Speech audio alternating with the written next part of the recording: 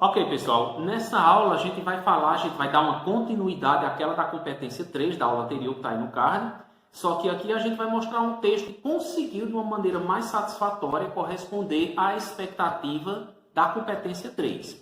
O que não significa, isso é importante eu reiterar, que o texto que eu mostrei na aula 1 tenha sido reprovado ou mesmo que aquela competência 3 não tenha conseguido atingir uma nota boa. Não. Eu mostrei nos 2 parágrafos de desenvolvimento que em algum momento aquele texto ali fugiu um pouco do que se espera naquela competência. Por exemplo, no segundo parágrafo, em que se esperava que falasse mais dos aspectos negativos da velhice e o redator falou dos aspectos positivos, ele fugiu parcialmente ao seu objetivo.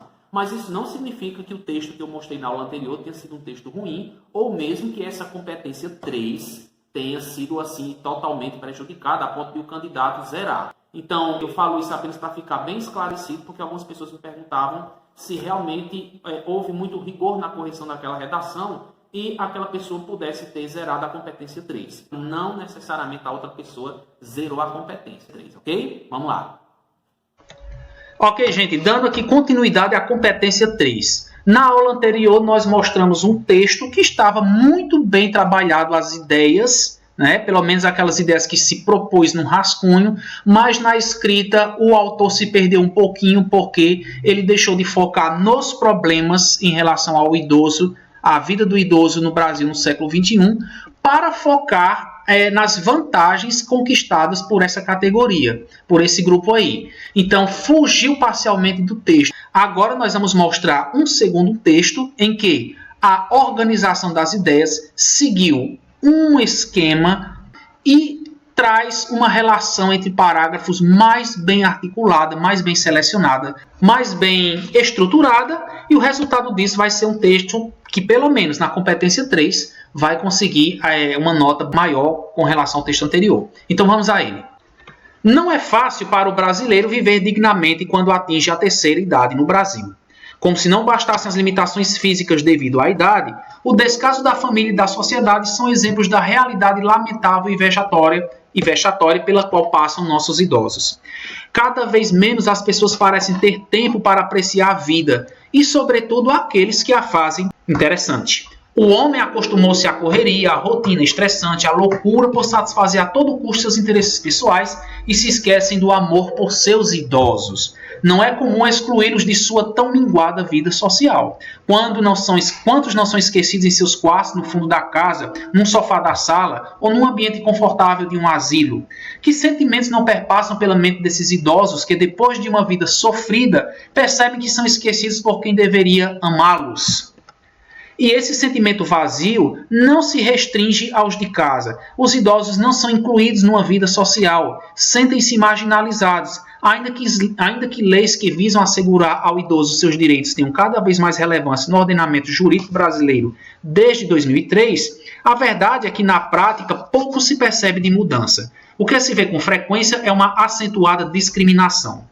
Seja nas paradas de ônibus ou numa simples fila de banco, atendimento prioritário nem sempre é respeitado e muitas vezes é até questionado. O que dizer então da garantia de acesso à rede de serviços de saúde como o SUS ou da viabilização de formas alternativas de participação, ocupação e convívio dos idosos com as demais gerações? Portanto, muito ainda precisa ser repensado para garantirmos uma vida digna e participativa do idoso na sociedade. É preciso mudar a imagem de que o idoso já viveu o suficiente, que se satisfaz com uma vida pacata e monótona. Mudar essa consciência começa em casa, pelo exemplo dos pais. Depois é reforçada na escola, com exemplos de respeito, humildade e generosidade, através de palestras e aulas práticas, como visitas a asilos. Sabedoria, por fim, é saber reconhecer a grandeza de nossos idosos, sabendo que um dia também, como eles, queremos ser vistos, respeitados e inseridos na família e na sociedade. Muito bem, gente. Então vejam só. Analisando esse texto 3, essa competência 3, dentro dessa dissertação, nós podemos perceber que houve uma seleção, primeiramente uma reorganização, uma seleção, uma interpretação e ordenação das informações durante os parágrafos, no decorrer dos parágrafos desse texto aí. A gente percebe que a conclusão, ela retoma a introdução, principalmente nessa última frase, vejam só, olha só, como eles quereremos ser vistos, respeitados em famílias, na família, inseridos na família e na sociedade.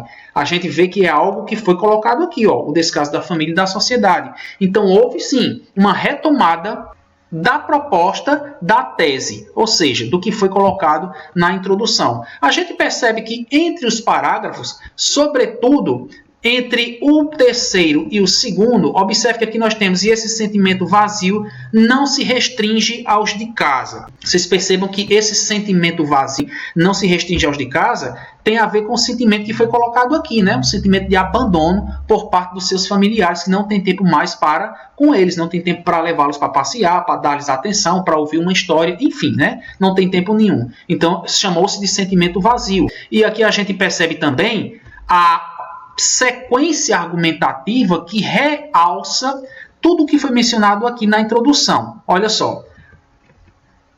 Aqui diz que, como se não bastassem as limitações físicas ao descaso da família e da sociedade. Também a gente destaca no parágrafo 3 a acentuada discriminação que foi mencionada na introdução e os exemplos dessa discriminação. Veja a diferença do texto anterior. O texto anterior focou nas qualidades, nas características positivas, nos avanços da sociedade para com o idoso. Aqui está sendo focado na crítica, porque a introdução promete uma crítica.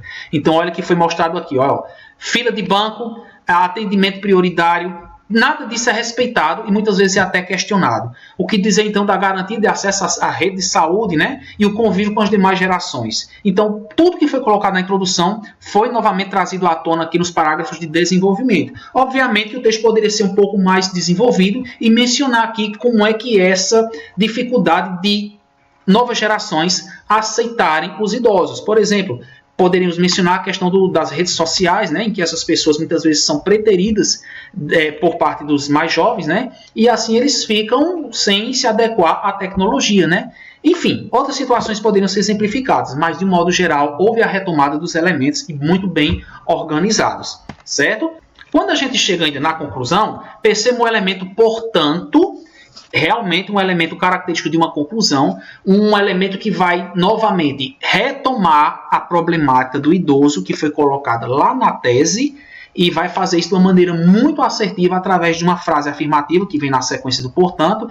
Muito ainda precisa ser repensado para garantirmos uma vida digna e participativa do idoso na sociedade. Veja que essa primeira afirmação que diz que muito precisa ser repensado é justamente o que foi dito lá na tese. E aqui eu vou dar uma fundamentação para essa afirmação. É preciso mudar a imagem de que o idoso já viveu o suficiente e que se satisfaz com uma vida pacata e monótona. Então veja que eu faço uma reafirmação dessa primeira oração aqui em relação ao que foi proposto lá na minha introdução. Vejam também esse por fim, como ele vai fechar o texto de uma maneira muito bem feita. Por fim, sabedoria por fim é reconhecer a grandeza de nossos idosos, o que nos leva a entender que ainda não é reconhecida como se gostaria. Sabendo que um dia também, olha só o também, como eles, nós vamos querer ser respeitados e inseridos. Inseridos aonde? Na família e na sociedade. Olha a introdução aqui, ó. Introdução, descaso da família e da sociedade. Então veja a ligação entre esses elementos, utilizando até mesmo as mesmas palavras. De um modo geral, pessoal, é isso. Competência 3. Se preocupe em saber como você coloca no papel as ideias que você tem em mente. Para isso, nunca se esqueça. Façam um rascunho bem feito. Não se esqueça de que um parágrafo é a continuidade do anterior. Não se esqueça de que os seus argumentos têm que ter uma finalidade, têm que ter um direcionamento para o qual se encaminha até a conclusão do texto. E, de um modo geral, não se esqueça de que a competência 3 se preocupa em saber como você consegue articular as ideias que estão na sua mente. Ok? É isso por hoje. Até a próxima.